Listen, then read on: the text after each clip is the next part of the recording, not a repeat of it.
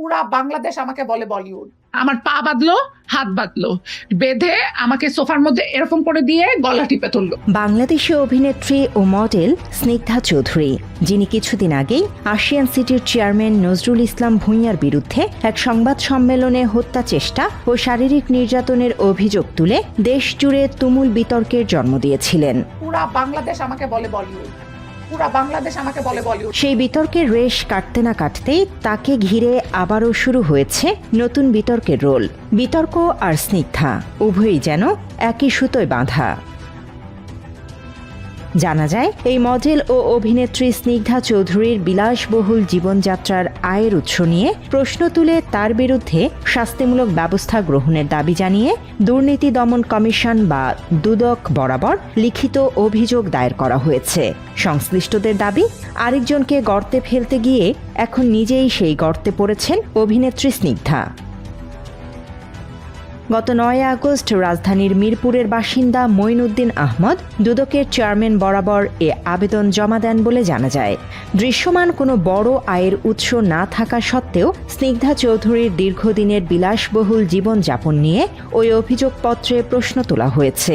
পাশাপাশি একটি মাত্র সিনেমা, হাতে গোনা কয়েকটি বিজ্ঞাপন ও র্যাম্প শোতে অংশ নিয়েও তার দামি গাড়ি ব্যবহার এবং বিলাসবহুল ফ্ল্যাটে বসবাস, এসব তার ঘোষিত আয়ের সঙ্গে অসামঞ্জস্যপূর্ণ বলে অভিযোগপত্রে দাবি করা হয়েছে।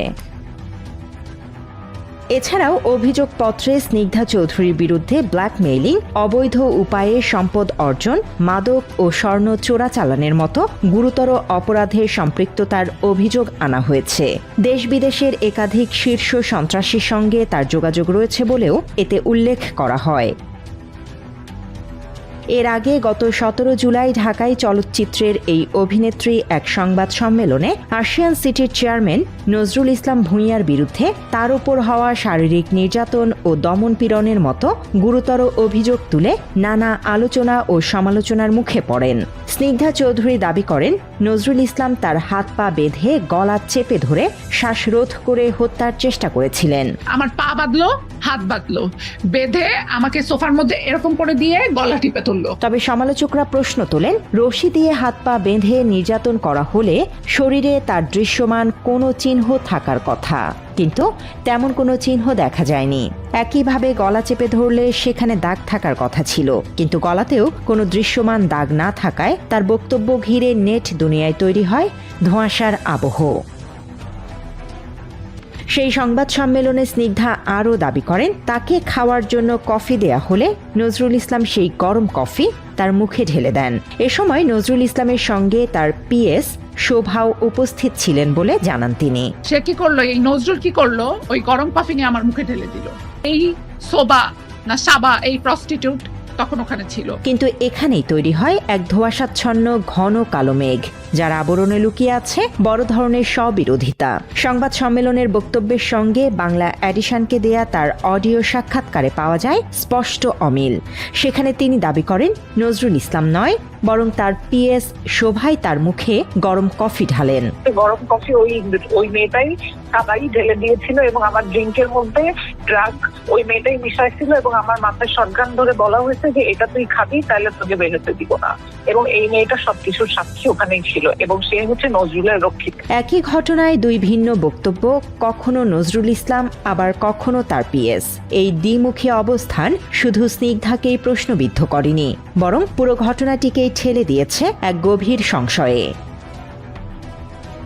এছাড়াও সংশ্লিষ্টরা বলে, যদি সত্যি গরম কফিতে চেহারা দগ্ধ হয়ে থাকে তবে মুখে পোড়া দাগ থাকার কথা। মেডিকেল তথ্য মতে এমন ক্ষত সারতে অন্তত ৭ দিন সময় লাগে, অথচ ঘটনার ৩ দিন পর স্নিগ্ধার মুখে তেমন কোনো চিহ্ন তো দূরের কথা, সামান্য লালচে ভাবও দেখা যায়নি। ফলে তার এই স্ববিরোধী বক্তব্য পুরো ঘটনাটিকেই অনেকের কাছে সুচারুভাবে নির্মিত এক নাট্যমঞ্চ বলে মনে হয়েছে। এই সংবাদ সম্মেলনে নিজের বিলাসবহুল জীবনযাপনের বিষয়টিও তুলে ধরেন স্নিগ্ধা। দাবি করেন, তার গাড়ি মিরপুরে ঢুকবে না এবং গত ৬ বছর ধরে বনানীতেই বসবাস করছেন এই অভিনেত্রী। আমি একটা গাড়ি মেনটেন করি, এমন গাড়ি যেই গাড়ি মিরপুরে ঢুকবেই না। হ্যাঁ, যেই গাড়ি মিরপুরে ঢুকবেই না। And in 6 years, I'm living in Bonani in one house. এই বক্তব্য সামাজিক যোগাযোগ মাধ্যমে ছড়িয়ে পড়ার পরই নেটিজেনদের তোপের মুখে পড়েন তিনি। অনেকেই প্রশ্ন তোলেন, অল্প সময়ের ক্যারিয়ারে কিভাবে এমন বিলাসবহুল জীবনযাপন সম্ভব, কিভাবে এমন গাড়ির মালিক হলেন তিনি। এ নিয়ে জনমনে তৈরি হয় নতুন ধোঁয়াশা। তবে এ বিষয়ে বাংলা এডিশনকে দেয়া সাক্ষাৎকারে ভিন্ন দাবি করেন স্নিগ্ধা। তিনি বলেন, তার বাসা বিলাসবহুল নয়, বরং বনানীতে 50,000 টাকা ভাড়ায় থাকেন এবং তার গাড়িটিও একটি সাধারণ গাড়ি, যার দাম 28 থেকে 30 লাখ টাকা। বনানীতে আমি থাকি 50,000 টাকার বাসায়, এটাকে দেখানো হচ্ছে বিলাসবহুল হিসেবে। আমার বাসা বিলাসবহুল না, আমার সামান্য সিম্পল একটা গাড়ি আছে যেটার দাম 28 থেকে 30 লাখ টাকা। একই বিষয়ে দুই ধরনের বক্তব্য নেটিজেনদের মাঝে শুধু ধোঁয়াশায় তৈরি করেনি, বরং নতুন করে জন্ম দিয়েছে অসংখ্য প্রশ্ন। অন্যদিকে স্নিগ্ধা আবারও দাবি করেন, নজরুল ইসলাম তাকে মদ্যপানের শর্ত দেন, তবে সংবাদ সম্মেলনে তার দাবি মদের গন্ধ সহ্য করতে পারেন না তিনি। তুই মদ খাইলে তোরে ছাইড়া দিব। আমি বললাম, আমি তো মদ খেতে পারি না, আমি মদ কি, আমি একটা সিগারেটের স্মেল নিতে পারি। অথচ সামাজিক যোগাযোগ মাধ্যমে তার একাধিক ছবি পাওয়া যায়, যেসব ছবি দেখিয়ে এই গ্লাসকে মদের গ্লাস বলেই সমালোচনা করে নেটিজেনরা। সব মিলিয়ে বিশ্লেষকদের দাবি, স্নিগ্ধা চৌধুরীর এ বক্তব্যের সঙ্গে আরেক বক্তব্যের মিল না থাকা পুরো ঘটনাটিকেই ঘোলাটে করে তোলে। এই অবস্থায় আশিয়ান সিটির চেয়ারম্যান নজরুল ইসলাম ভূঁইয়ার বিরুদ্ধে আনা অভিযোগের 1 মাসও না পেরোতেই দুদকের কাছে পৌঁছে গেছে স্নিগ্ধার বিরুদ্ধে অভিযোগ। সংশ্লিষ্টদের ভাষায় এ যেন সেই চিরচেনা প্রবাদ, অন্যের জন্য গর্ত খুঁড়লে একদিন নিজেকেই সেই গর্তে পড়তে হয়।